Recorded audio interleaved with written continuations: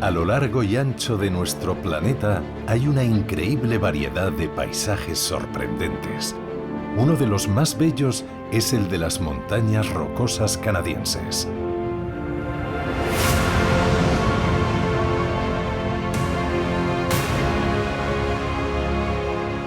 Las montañas rocosas de Canadá poseen paisajes de proporciones asombrosas.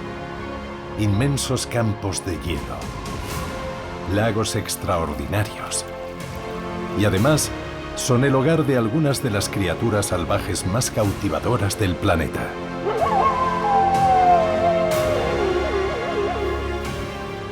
Los pumas son los leones africanos de Norteamérica. Son huidizos y muy difíciles de encontrar. En las rocosas se encuentran algunas de las montañas más espectaculares del mundo. Estamos aquí en una de mis formaciones geológicas favoritas, una de las famosas estructuras que conocen los geólogos de todo el mundo. El impresionante poder de este paisaje ha tenido un profundo significado espiritual durante miles de años. Utilizaban estas áreas en sus búsquedas de visiones y escribían sus historias en la roca. Vamos a emprender un viaje a través de las rocosas canadienses para admirar sus maravillas y descubrir sus secretos. Los paisajes más bellos del mundo, las montañas rocosas canadienses. Las rocosas canadienses son la parte norte de una gran cadena de montañas que se formó hace más de 30 millones de años. Los astronautas de la Estación Espacial Internacional ven a veces las montañas rocosas asomando por encima del mar de nubes a lo largo de miles de kilómetros en una línea paralela a la costa occidental del continente norteamericano.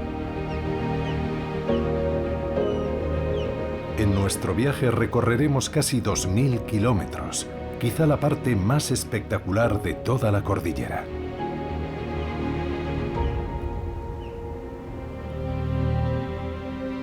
Comienza donde las montañas se elevan desde las praderas, justo donde Canadá se encuentra con los Estados Unidos. La sección norte del Parque Nacional de los Lagos de Waterton está en el lado canadiense de la frontera.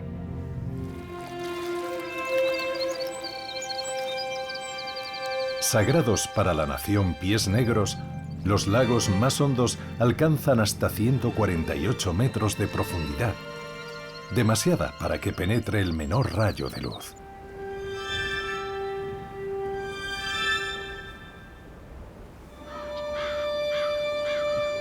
En el lado canadiense de la frontera, las montañas empiezan a cambiar, de ser lisas y redondeadas a tener formas más escarpadas. Por debajo de las cumbres, el color más visible desde el espacio es el rojo del cañón de Red Rock.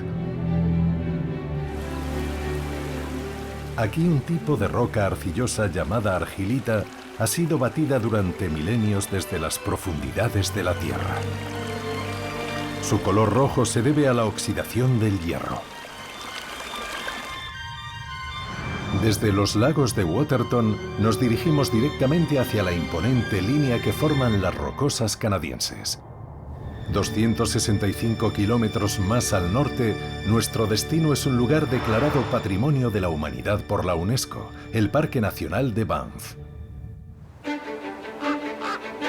Aquí se encuentra una de las grandes maravillas de las rocosas canadienses, escondida entre una vasta extensión de árboles.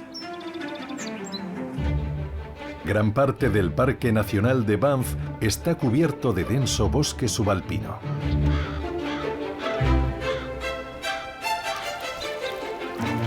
Una extraordinaria variedad de vida salvaje ha florecido en estos bosques. Depredadores y sus presas.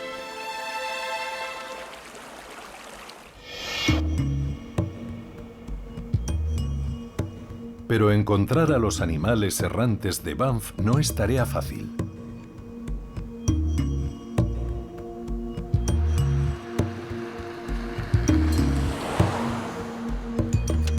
fotógrafo de naturaleza John Marriott suele salir muy temprano por las mañanas. Son las horas a las que hay más probabilidades de tener suerte. Esto es lo que yo llamo la hora del lobo, desde antes del amanecer hasta que se asoma el sol, que es cuando los lobos están más activos.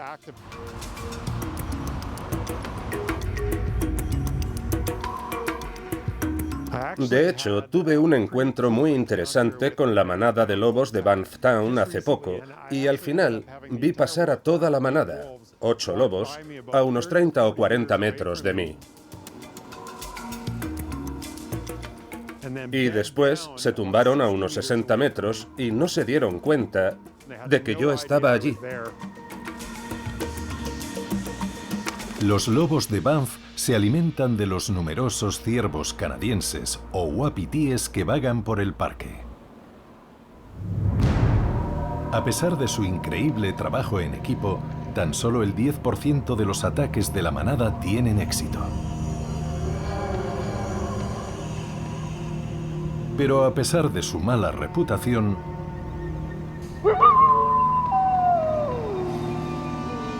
los lobos son extremadamente cautelosos con los humanos. Como fotógrafo de animales salvajes me cuesta entender por qué son tan perseguidos en Norteamérica y realmente en todo el mundo. Y hay auténtico odio hacia ellos porque matan ganado, por esa idea de que son un peligro para nuestros hijos y nuestras mascotas. Y en realidad no es más que un mito, es un mito de Hollywood. Mientras busca a los huidizos lobos de Banff, el ojo de águila de John ve el rastro de otro de los depredadores del parque más difíciles de encontrar. Quiero echar un vistazo a estas huellas. Me he acercado para verlas bien, y ahora que estoy más cerca veo que no son recientes. Pero entonces he visto que hay también otras huellas de puma que parecen de ayer. Esta es una huella de puma, y si os fijáis en mi puño, viene a ser del mismo tamaño. Y las huellas de puma siguen a lo largo de la carretera, lo que es bastante poco frecuente en un gran felino. Aquí los pumas también se llaman leones de montaña, y son básicamente los leones africanos de Norteamérica. Y son grandes, casi tan largos como un ser humano, sin contar con la cola, que tiene 1 metro de largo.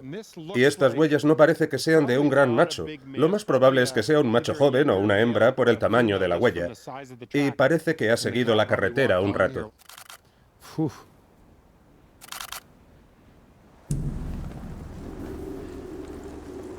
Los pumas tienen la mayor área de distribución de cualquier mamífero de las Américas. Vagan desde el Ártico canadiense hasta la punta de América del Sur. A diferencia de los lobos, son cazadores sigilosos y solitarios.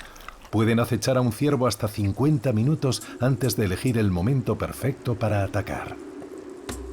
Los pumas son huidizos y muy difíciles de ver. A principios de año tuve la suerte de tener un encuentro realmente fabuloso con una madre y su cachorro. Pude sentarme y verlos interactuar, devorar un ciervo. Y fue una experiencia extraordinariamente rara en las montañas rocosas canadienses. Normalmente son muy difíciles de ver. Aquel fue quizá el 8º o 9º puma que he visto en toda mi vida.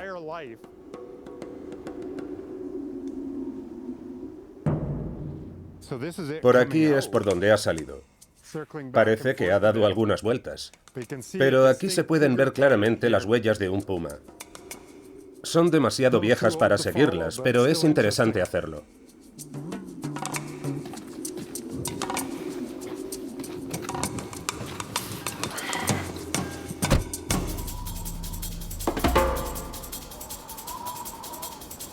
En la parte alta de Banff, donde los árboles comienzan a escasear y hay menos protección contra los elementos, han establecido su hogar otros animales. Ahora nos hemos trasladado a un entorno más elevado y aquí las condiciones son mucho más duras. Puede haber hasta 1 metro de nieve y la sensación térmica es de unos 15 grados bajo cero. Y aquí es donde podemos encontrar linces y liebres americanas, que son las liebres blancas de las que se alimentan.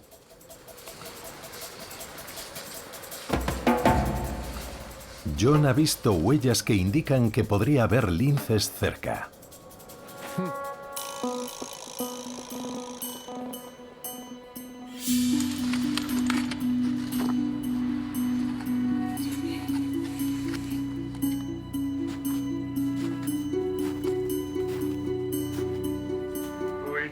Mirad esto. Este es el hábitat típico de la liebre americana. Voy a echar un vistazo por ahí a ver qué han hecho. A ver si han cazado alguna. El lince canadiense se alimenta casi exclusivamente de la crepuscular liebre americana, dotada de unas anchas y poderosas patas traseras. Cuando llega el invierno cambia de pelaje y se vuelve blanca para ser menos visible en el paisaje nevado. Los linces están muy especializados en la caza de la liebre americana, que es muy rápida, pero los linces son más veloces y ágiles porque tienen unas patas enormes, tan anchas como las de un puma, aunque su cuerpo es la mitad de grande, lo que les permite correr sobre la nieve y perseguir a las liebres.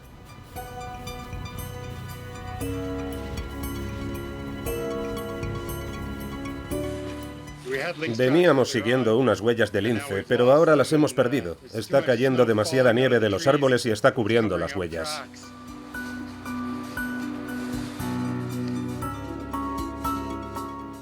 Lo que estoy haciendo ahora día tras día me hace sentirme increíblemente afortunado, como si este fuera el trabajo de mis sueños. Es fantástico poder vivir en un lugar como este y saber que un día cualquiera puedes salir a la montaña y encontrarte con un oso pardo en el camino. Con un peso de hasta 300 kilos y una longitud de más de 2 metros de pies a cabeza, hay unos 65 osos pardos en el Parque Nacional de Banff.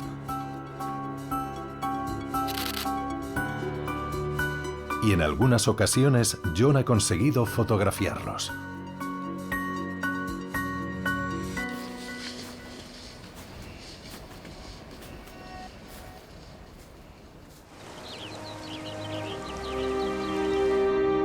Una cuarta parte del Parque Nacional de Banff se encuentra por encima de la línea arbórea, donde la altitud y el frío hacen imposible que prospere el bosque. Es en estas alturas donde se puede apreciar verdaderamente la grandeza de las rocosas canadienses.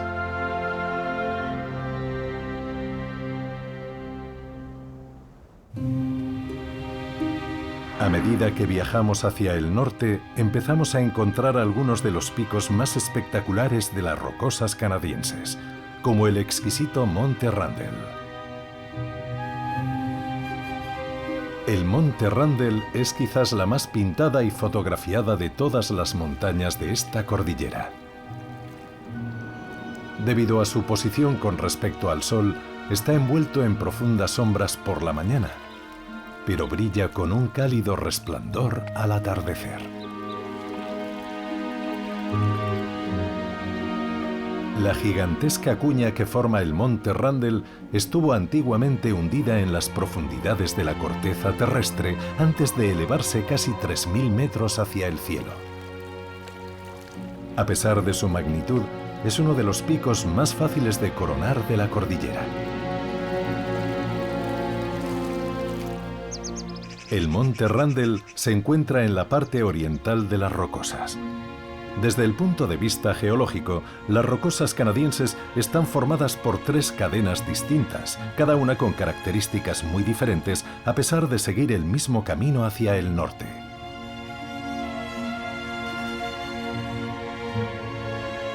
Para la geóloga Eva Enkelman, el atractivo de las montañas rocosas reside en gran medida en la gran variedad que muestran las 3 cadenas. Las montañas rocosas están formadas por 3 cordilleras que discurren paralelas, más o menos de norte a sur. La más oriental es la cordillera frontal. Y lo que es típico de la cordillera frontal es que muestra estratos inclinados, como los que se ven aquí, en el Monte Randall. En la cordillera central las capas son aún más gruesas, los acantilados son aún más altos que aquí, y son en su mayoría horizontales o casi horizontales.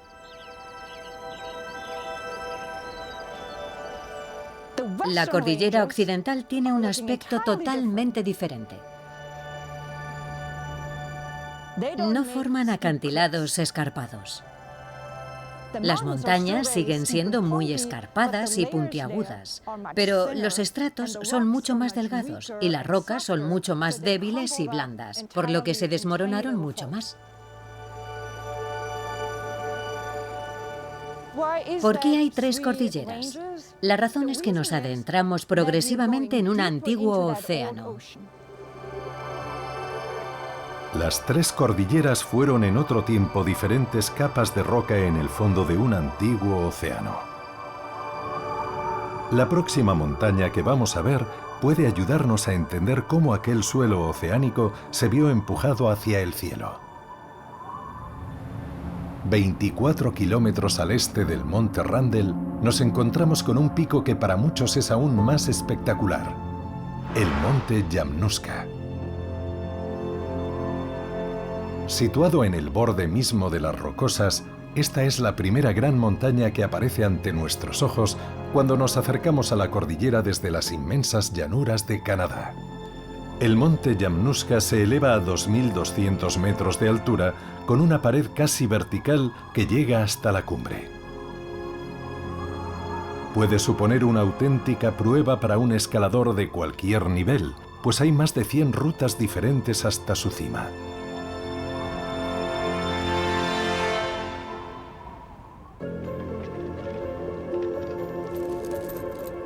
El monte Yamnuska es el lugar ideal para encontrar pistas sobre el nacimiento de las rocosas canadienses hace muchos millones de años.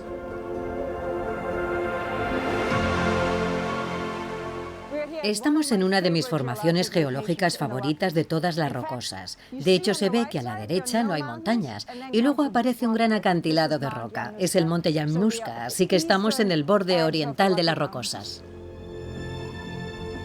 El gran acantilado del monte Yamnuska de 300 metros de altura es de piedra caliza extremadamente dura, formada hace 500 millones de años. Pero su cima no se asienta como cabría esperar sobre la parte superior de las rocas más antiguas. Su estructura geológica está al revés. Lo más interesante de todo es que si miramos al pie del acantilado de roca, donde empieza la pendiente, encontramos sedimentos mucho más recientes, areniscas que se depositaron hace unos 80 millones de años. Y esa es una de las estructuras más famosas que conocen los geólogos de todo el mundo. Esto es geología de manual y es lo que se denomina el cabalgamiento de McConnell. El cabalgamiento de McConnell es una capa más débil de esquisto que hay dentro de la roca de arenisca y que permitió a la vieja y dura piedra caliza romperla y elevarse por encima de ella. Solo son rocas fragmentadas de 2 metros de espesor, pero es una enorme llanura que se extiende 480 kilómetros hacia el norte y hacia el sur, y que marca el límite de las montañas rocosas.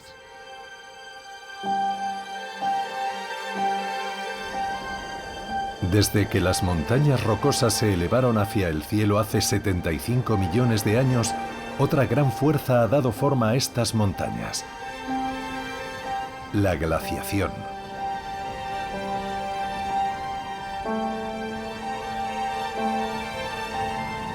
Hace 2 millones de años, la Tierra se enfrió radicalmente, lo que provocó que todas las montañas rocosas canadienses quedaran cubiertas por una gruesa capa de hielo de la que apenas sobresalían las cumbres de las montañas.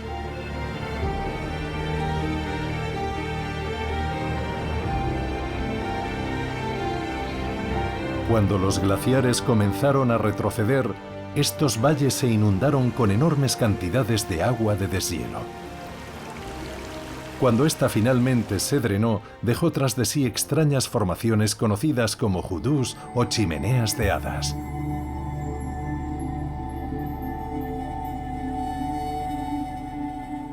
Los judús que vemos aquí son estos depósitos glaciares muy jóvenes y son rocas muy débiles.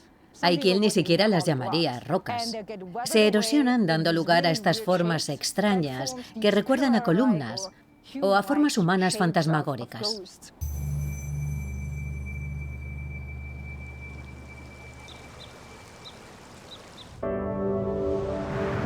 Unos 80 kilómetros al norte del monte Yamnuska, descubrimos uno de los parajes más increíbles creados por los glaciares de las rocosas. Su asombrosa belleza natural lo ha convertido en un destino para los viajeros durante más de un siglo: el lago Louise.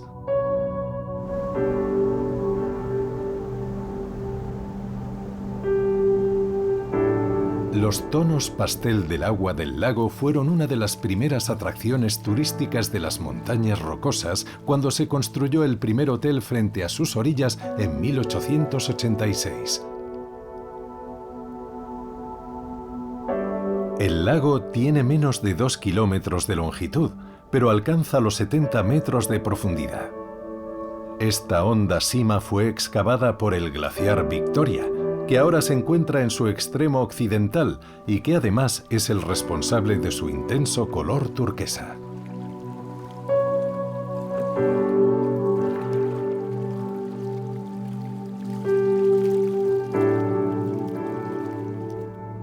A medida que el glaciar se desplaza lentamente entre las montañas de caliza, va triturando la roca hasta convertirla en un polvo finísimo conocido como harina glacial. Estos restos de montaña pulverizada flotan en suspensión en las aguas del lago Louise, distorsionando la luz con un efecto espectacular.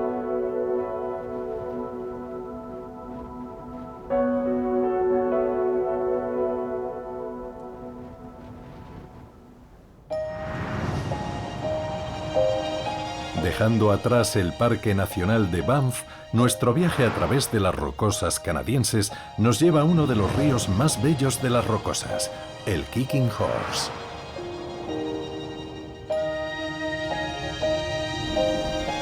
El Kicking Horse nace en un lago de montaña para serpentear 60 kilómetros a través de las montañas y precipitarse al vacío 373 metros por las impresionantes cataratas de Takako. El nombre del río, Caballo Coceador, se debe a un incidente ocurrido en el siglo XIX, cuando un explorador intentaba remontar con su caballo una pendiente en la orilla del río y este acabó propinándole una fuerte coz en el pecho. Hoy en día, el río es famoso entre los amantes del rafting. El río atraviesa un paso de montaña que jugó un importante papel histórico y que además fue el escenario de uno de los mayores logros de la ingeniería canadiense. El paso se llama, como era de esperar, Kicking Horse.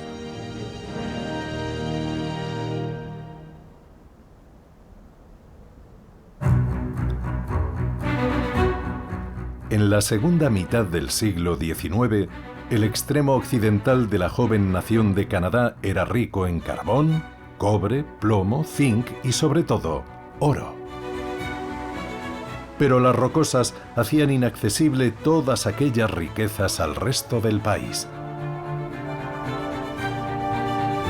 Con el ferrocarril Canadian Pacific se pretendía comunicar todo el país, pero la Gran Muralla de las Rocosas representaba un obstáculo formidable.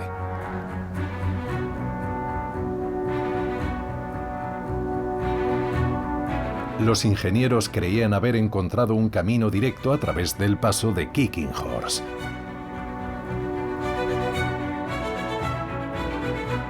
Se tendieron las vías, pero con una pendiente del 4,5%, el primer tren que intentó cruzar el paso descarriló y cayó al río, matando a 3 trabajadores. Era necesaria una solución y se empezó a trabajar en un extraordinario proyecto de excavación de túneles en espiral por el interior de la montaña. Se excavaron 2 túneles en espiral en la roca viva que incrementaban en más de 1,5 kilómetros la travesía por la ladera de la montaña.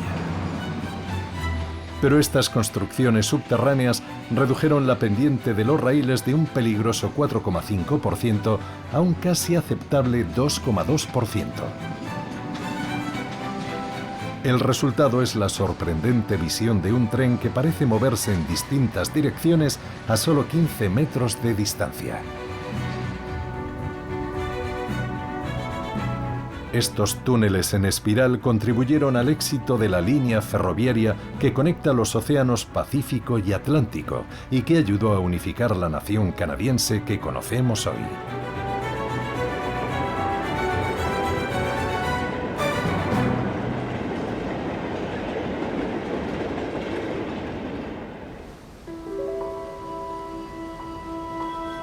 Pero las montañas han sido mucho más que un obstáculo que superar. Mucho antes de que los colonos europeos llegaran a Canadá, las montañas tenían un significado especial para los pueblos que vivían desde mucho antes en estas tierras. Los pueblos indígenas han vivido en esta región desde hace 10.000 años.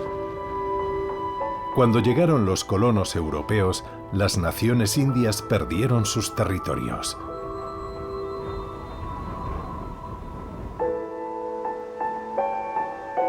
Pero a través de sus descendientes aún podemos entender algo de lo que significaron en su día estos imponentes paisajes.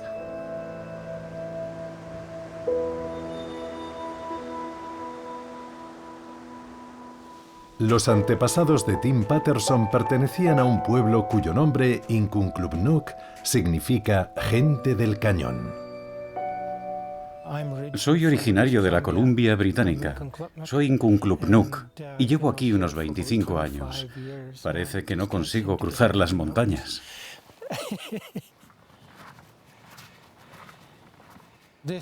Este es el territorio tradicional de una serie de grupos indígenas que vivían aquí en el sur de Alberta, en la Columbia Británica Oriental.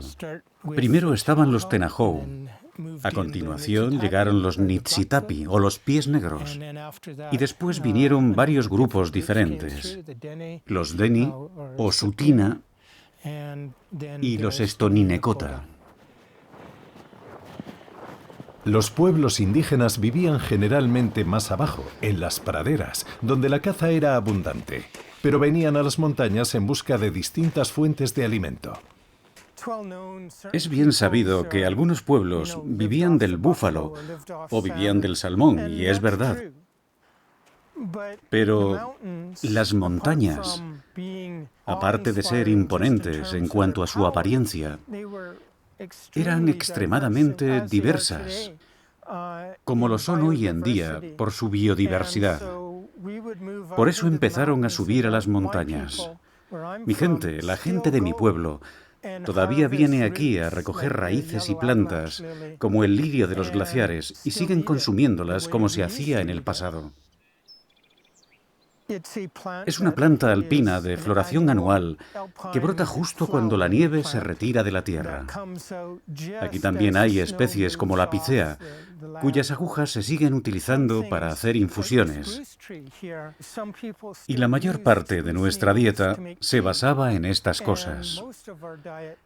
Si solo hubieran vivido del búfalo o del pescado, habrían pasado mucha hambre. Las montañas adquirieron un profundo significado espiritual y estos parajes se convirtieron en lugares de peregrinación para los pueblos aborígenes. Grotto Kenio, el cañón de la gruta donde estamos ahora, así como otros cañones de la vertiente oriental, eran lugares a los que venían a hacer ayunos, lo que mucha gente denominaría búsquedas de visiones. Pero además, después de aquellos ayunos, escribían su historia en la roca, aunque también utilizaban los pictogramas y dibujos rupestres como protección. Hacían aquellas pinturas en la entrada de estos lugares para protegerlos. Las escarpadas paredes de Grotto Canyon o Cañón de la Gruta están repletas de arte rupestre que se cree que data de hace al menos 1300 años y que representa historias reveladoras sobre estos paisajes y su mítico creador, Naapí, que se transmitieron de generación en generación. Estos debían ser transformadores, espíritus pertenecientes a la época mística anterior a todo lo que vemos y entendemos hoy. Y eran algunas de las entidades que desarrollaron este mundo. Este dibujo debía formar parte de un conjunto más grande de imágenes en esta pared. Por aquí hay algunas más. Este parece Naapí sosteniendo un aro, porque había un juego al que se jugaba con un aro y una flecha. Y eso está relacionado con las historias, como cuando Naapí luchó contra el espíritu de la montaña.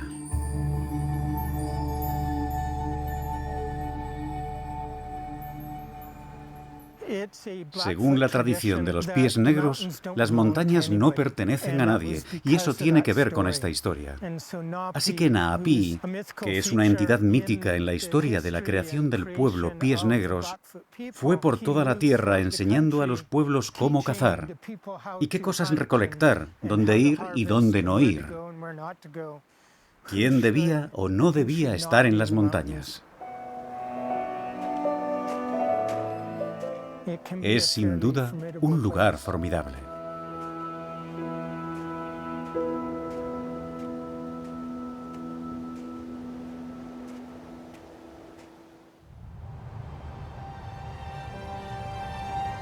Siguiendo la larga línea de las rocosas más hacia el norte, el paisaje cambia a medida que nos acercamos a un lugar que nos lleva 11.000 años atrás, a la última glaciación, cuando toda esta región estaba cubierta de hielo.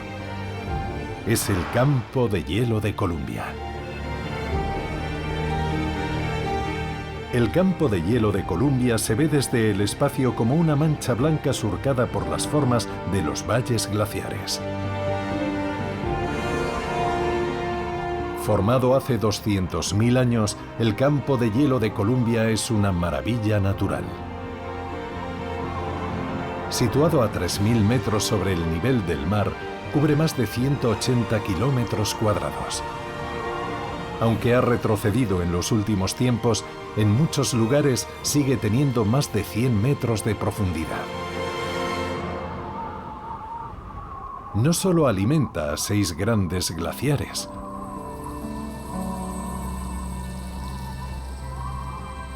sino también a los ríos que vierten sus aguas a los 3 océanos que rodean Canadá.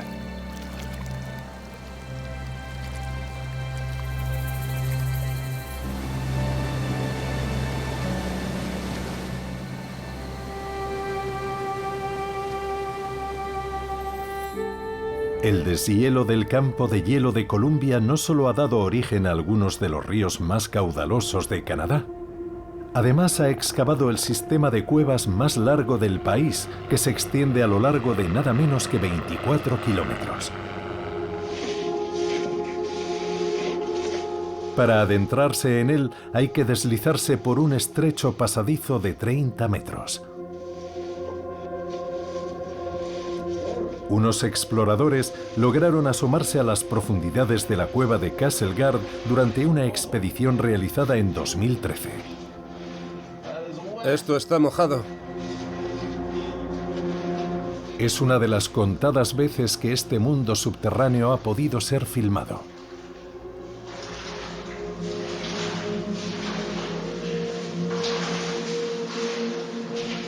Este sistema de cuevas fue esculpido durante milenios por las fuerzas torrenciales de las aguas de deshielo glaciar durante los periodos más cálidos entre glaciaciones.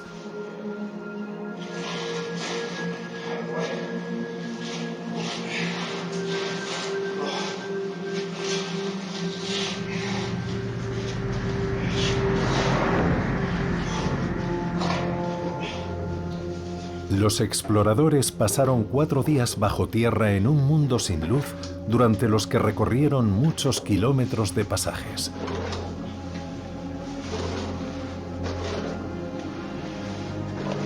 Encontraron extraordinarios depósitos minerales que parecen de otro planeta.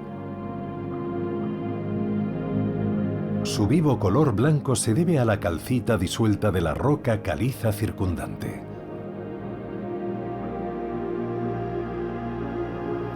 Los exploradores también hallaron raras perlas rupestres en forma de cubo, compuestas por minerales que han cristalizado lentamente alrededor de un único grano de arena.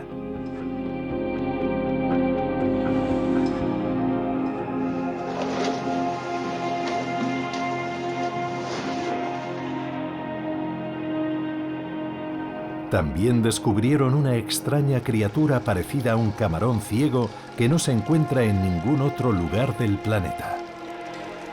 Es una prueba extraordinaria de cómo la vida puede abrirse camino incluso en las circunstancias más extremas, en pasadizos que se extienden muchos kilómetros lejos de la luz del sol.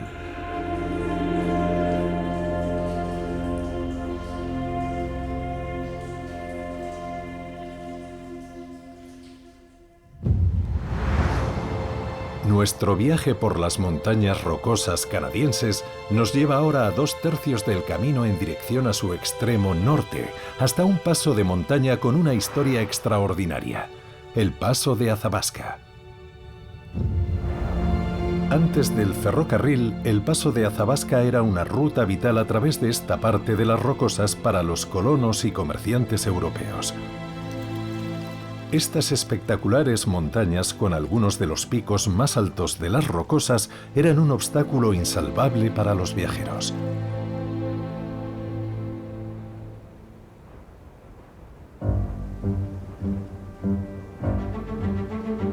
El esfuerzo para vencer a estas montañas se debió al valor que llegó a alcanzar la criatura más emblemática de Canadá, el castor. En otros tiempos, el castor norteamericano se encontraba por todo el continente, desde la tundra ártica canadiense hasta los desiertos de México. Estos laboriosos animales han tenido un profundo impacto en el paisaje de las rocosas. Al construir grandes presas con los árboles que talan, que pueden llegar a tener una longitud de 850 metros, contribuyen a frenar el caudal de los ríos y crean vastos humedales.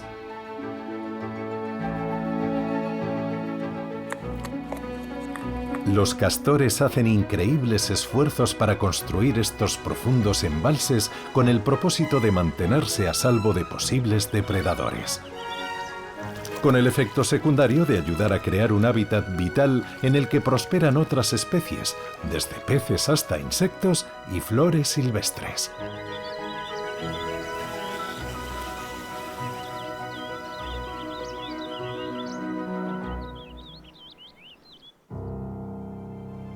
Pero la llegada de los europeos a la costa este de Canadá en el siglo XVI supuso el fin para muchos de los 60 millones de castores que había en Norteamérica.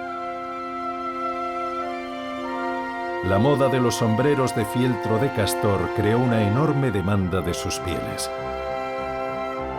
En el apogeo de su comercio durante los siglos XVII y XVIII, se enviaban a Europa unas 200.000 pieles al año. Los antepasados de Joe Uri eran metis, un pueblo con unas tradiciones únicas que desempeñó un papel fundamental en la explosión de este comercio. Eso es una cabaña de castores, el hogar de los castores, ni más ni menos. Y la razón de que vinieran a por nuestros castores era que en Europa los castores habían desaparecido, estaban casi extintos, y aquí había montones, como nunca se había visto en Europa. El comercio de pieles era muy lucrativo, pero para poder enviar las pieles a Europa y obtener cuantiosos beneficios, antes los comerciantes tenían que transportarlas a través de las montañas rocosas. Todo esto fue avanzando a través del país como por etapas, de una forma sucesiva, y los transmisores fueron distintos profesionales de este comercio, muchos de ellos metis. Y en última instancia, es la culminación de una larga línea de metis que vivieron y trabajaron a lo largo de este río. El origen del pueblo metis es en realidad la unión entre dos culturas muy distintas. Había europeos que entraban en el comercio de pieles, generalmente de ascendencia francesa, inglesa o escocesa, que venían aquí. Y se convirtió en una especie de costumbre para algunos tomar lo que se llamaba una novia de campo, con lo que se emparentaban con familias indígenas, con el fin de controlar el comercio en un área particular. Pero con el tiempo, sus hijos y los hijos de sus hijos desarrollaron esta nueva cultura, esta cultura mixta, y metis significa mixto. El saber del pueblo metis les daba un profundo conocimiento del paisaje y poseían la fortaleza necesaria para conquistar las rocosas. Y en el crucial paso de Athabasca, el pueblo metis se hizo indispensable para los tratantes europeos. Nosotros hicimos el paso de Athabasca, es ese que tenemos ahí detrás. Fue la ruta de acceso a través de las montañas al Distrito de Columbia durante la mayor parte de 5 décadas. Una vez que se llega arriba y se cruza la línea divisoria, bajas y te encuentras una llanura de 2.000 kilómetros que llega hasta el Pacífico. Los Metis somos un pueblo de gente muy resistente y robusta. Jugamos un papel fundamental transportando mercancías al otro lado del paso y del otro lado hasta aquí. ¿Y cómo es cruzar el paso? Bueno, hay unos 50 kilómetros de subida con un desnivel de casi 1000 metros. Lo que había que cargar hasta el otro lado del paso por el Athabasca eran fardos de pieles. Por término medio, un fardo pesaba alrededor de 45 kilos y normalmente un porteador metis cargaba con 2 fardos, es decir, unos 90 kilos. Lo más significativo es la forma en que los llevaban. Esto es una faja auténtica, con su longitud real, y con esto se formaba una banda que se colocaban alrededor de la frente y se pasaba por la parte inferior de los fardos para poder mantener las manos libres. Ahora imaginaos, subir 50 kilómetros, un desnivel de 1000 metros, con 90 kilos atados a la cabeza.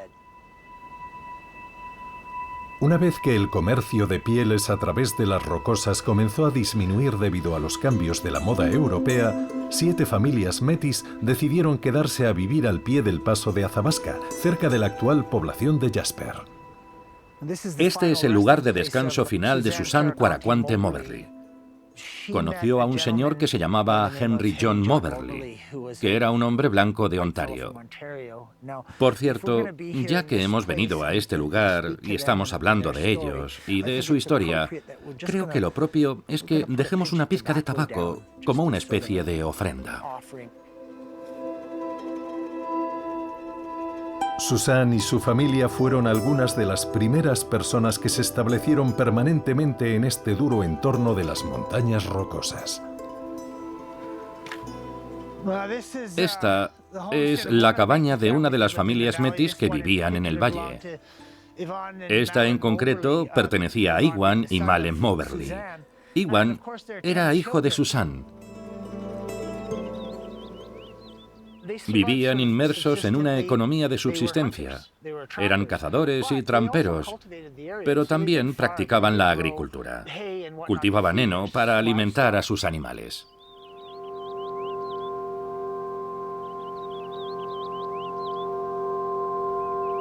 Muchos metis, al igual que otros grupos indígenas, fueron expulsados de la tierra que llamaban hogar. Y se enfrentaron a la persecución en Canadá durante muchos años. Es una historia de infamia que no se ha empezado a reconocer hasta hace poco.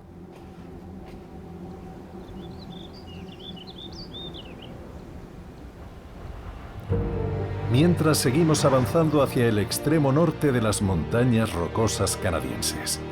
Nuestro destino final es el punto más alto de esta cordillera que divide un continente, el Monte Robson. Este imponente macizo se eleva 4000 metros hacia el cielo. Su formidable masa atrapa todos los sistemas meteorológicos que pasan, lo que mantiene la montaña cubierta de nieve, y ha creado un espectacular glaciar que desciende por su cara norte.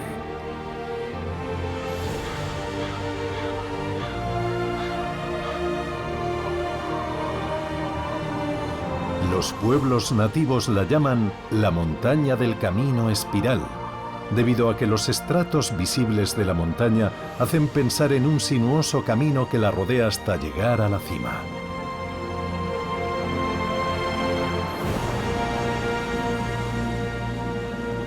Pero este gigante es posiblemente la montaña más difícil de escalar de todas las rocosas.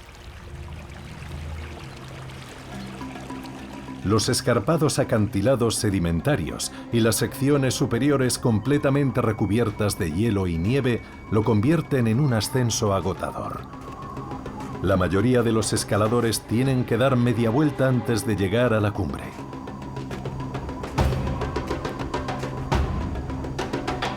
Pero aquellos que lo consiguen se ven recompensados con unas vistas extraordinarias de un mundo de una grandeza inconmensurable.